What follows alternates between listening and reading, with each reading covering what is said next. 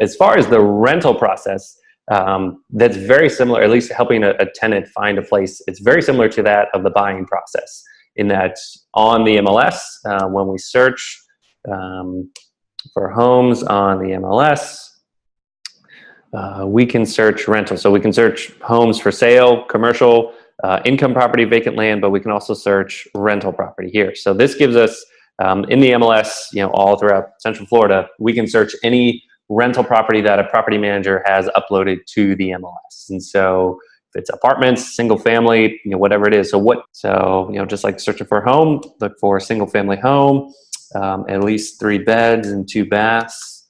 What part of town is she looking? Brandon? Okay. And then does she have a budget as far as what she's looking for? Up to $1,500. So we'll say $1,550 and under and see what we have. So we have 10 results. So now we can schedule showings at these particular rental properties just like we would with any other home for sale. So if we pick a particular one, one, we can send our potential tenant this whole list, email the listings just like we would a buyer listing, but then we can schedule a showing just like we would any other buyer property too. So this process, as far as figuring out what the tenant wants, there you go. So then we can pull up the information. It's vacant, it's a combo lockbox, we're good to go. So if you wanted to show 205 Cranberry Lane, you're good to go. Everything is there in the MLS to be able to do that.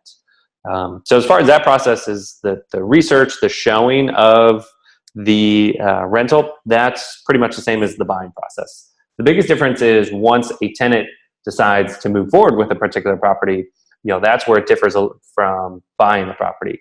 So what happens next is once a tenant is interested in renting a particular property, they have to fill out a rental application. Sometimes the property manager will put the application information into the MLS. So here we go. Application is online at Brandon Realty. So what we would do is we would send this link to our tenant and say, hey, I see that you're interested in this property. If you want to move forward with it, you have to apply.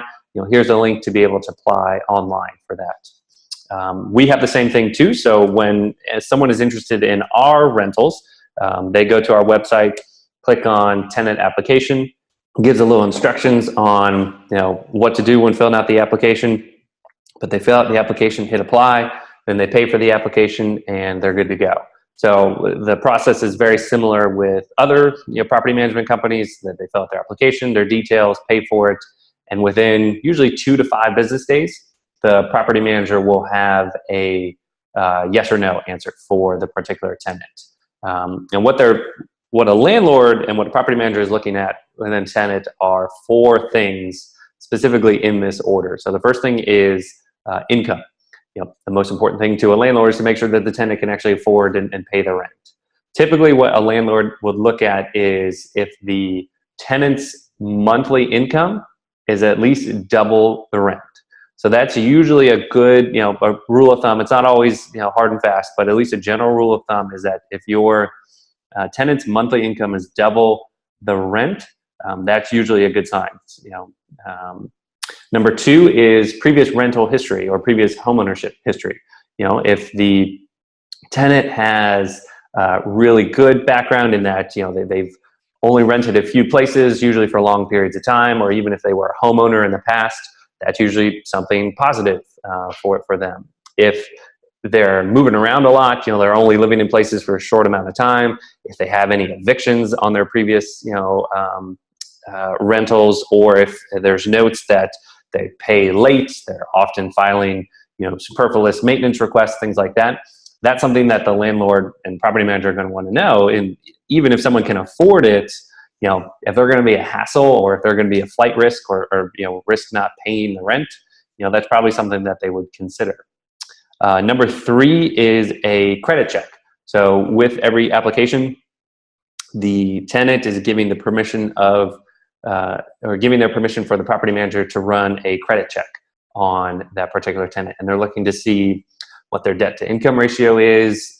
Do they have any bankruptcies on file? Do they have credit, whether it's a high credit or low credit? And then number 4 is a background check. And that will look at any criminal history, if they're listed in any databases that they shouldn't be listed in, things like that. And so those 4 things in that particular order, that's really what a landlord is going to look at. And so if, someone has perfect income, always paid their rent on time, pretty good credit score, but they've had some speeding tickets in the past, that's going to be lower on the list. That's not so important. But if, someone has good income, but, maybe they've filed for bankruptcy in the past, or maybe they, moving around a lot, they're living in places, for 6 months or fewer, that might raise some red flags for a property manager to say, yeah, even though they can afford it, we're not sure we want to deal with all of this hassle. And then obviously if it comes back that they don't even have any income, it doesn't matter if the rest of their history is perfect, that's right off the bat going to say no. So when we're acting as agents to help a tenant find a place, a lot of times I'll ask those 4 questions, or I'll tell a tenant, hey, when you fill out an application, the property manager is going to ask you these 4 things specifically. And, if your rental, or if your income isn't twice the rent, if you don't have a clean background history and rental history, that's something that the landlord is going to find out with the application. And so it's a good way to screen a potential tenant.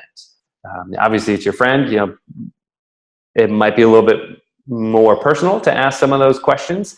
Just like when someone is buying a home, asking those personal questions about getting a pre-approval letter, sometimes it's easier for the mortgage company to handle all that.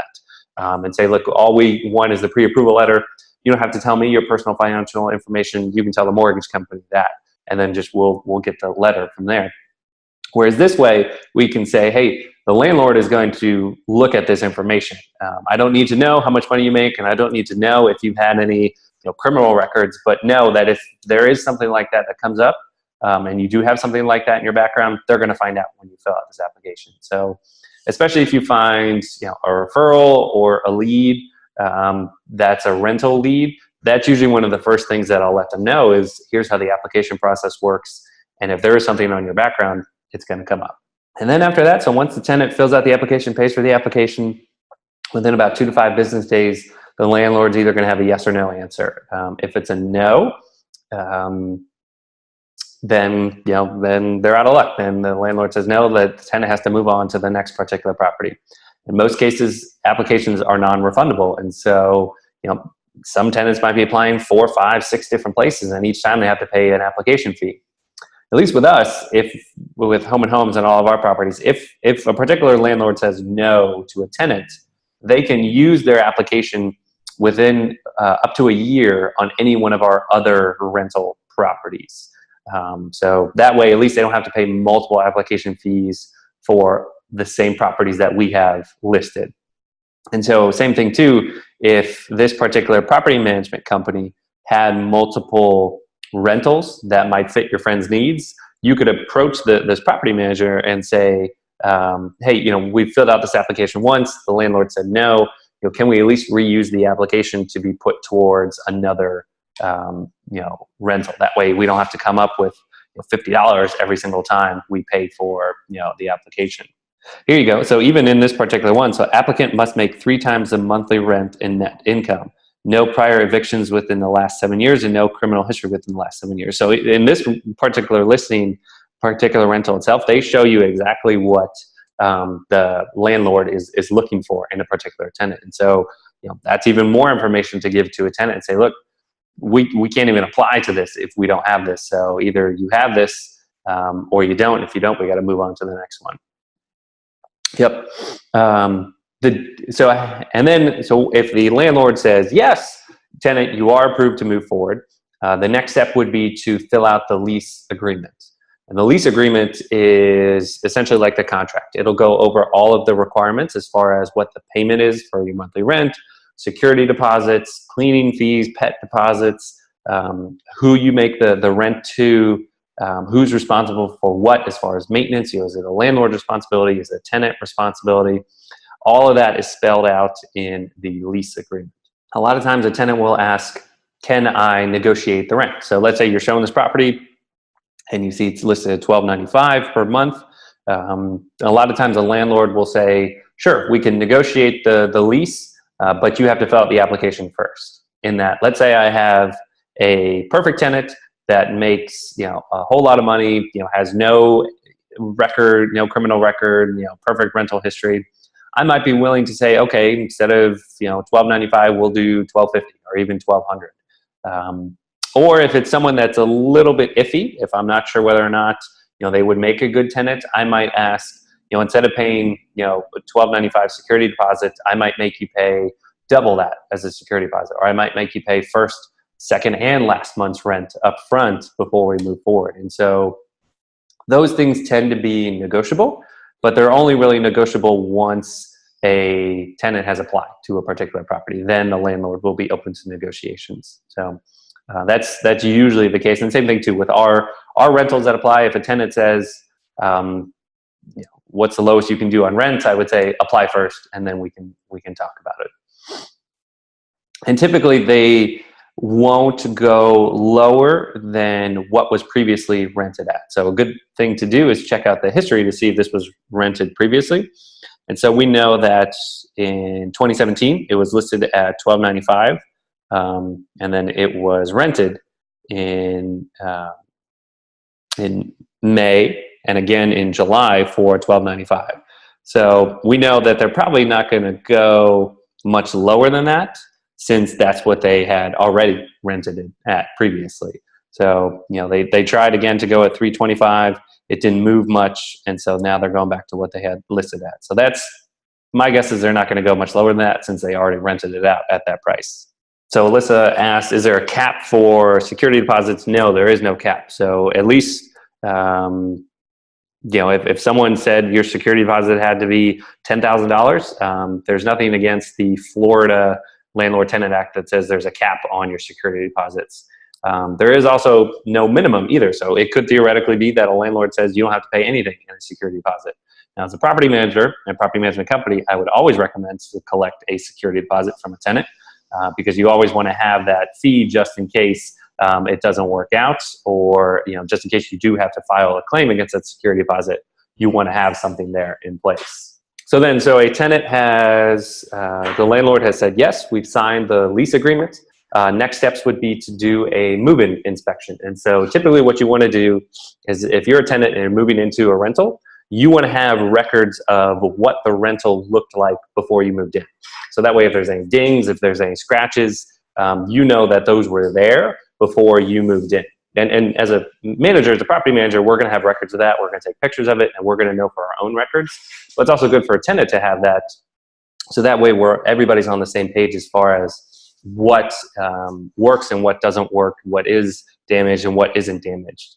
And then for us, but we have our move-in application online. And so that way a person, when they're moving in, a tenant's moving in, they can just go to our website and fill out the move-in report right there on the website.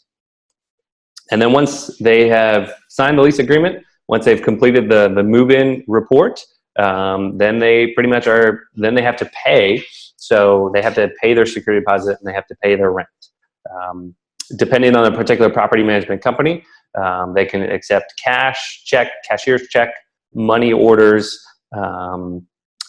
or some property management companies will even do online payments, online checks, online direct deposits, or online credit cards and online debit cards. It just depends on the particular property management company. We accept all of them, essentially. So someone could walk in, hand us a check. Someone could, you know, pay via debit card, credit card, or send an online check. Either way, we have all of those systems set up. So whichever way the tenant wants to pay their rent, we can collect the rent that way. There are extra charges if they want to pay with a debit card or credit card. Everything else is you know, a flat fee. They don't have to pay anything extra for that.